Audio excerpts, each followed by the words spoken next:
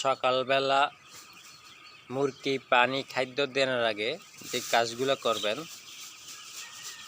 সকালবেলা মুরগি পানি খাদ্য দেওয়ার আগে মুরগিগুলা লাড়া দিবেন। লাড়া দেখবেন মুরগি অসুস্থ আসেনি, মুরগি মারা গেছেনি। যদি অসুস্থ থাকে, মুরগি মারা যায়, তাহলে মুরগি দেখতে হবে কি সমস্যার কারণে মুরগিটা মারা গেছে। যদি সমস্যা থাকে তাহলে সাথে সাথে মুরগির ট্রিটমেন্ট করতে হবে পানি খাদ্য দেওয়ার আগে।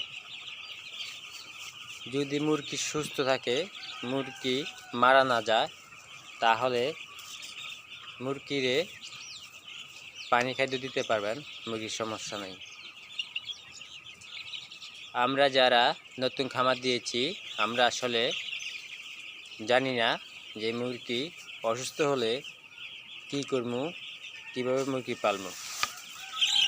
তো ভিডিওটা শেয়ার করে দিবেন, আরও জন দুই একটা ভাই নতুন করে খামার দিয়ে মুরগি পালতে পারে। আপনার একটা শেয়ারে জন আরও 10টা ভাই শিখতে পারে, জানতে পারে।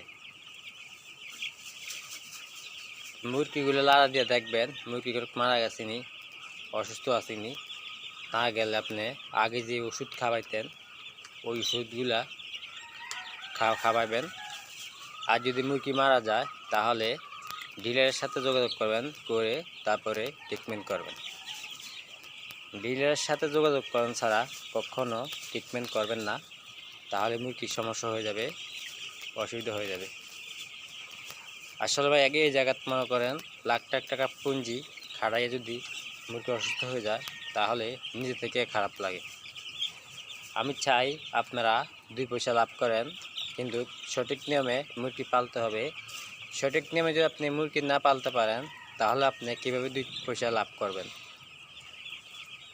আপনি সবসময় মুরগির পিছে থাকবেন। 20 দিন লাগাইয়া 25 দিন লাগাইয়া মুরগির পিছনে থাকতে হয়, মুরগি দেখতে হয়, মুরগির লগে লগে থাকতে হয়। মুরগি থেকে এদিক সেদিক যাওয়া যায় না, এটা পোলট্রি। তো আশা করি আমার কথাগুলো আপনারা বুঝতে পারছেন। আপনারা যদি আমার কথা মতন মুরগি পালেন, মুরগি ঠিক মতন পালেন, তাহলে আপনারা একটা মুরগিও মারা যাবে না। আর ডেইলি 2বার 3বার করে জীবাণু ওষুধ দিয়ে স্প্রে করবেন, মুরগি রোগ আসবে না।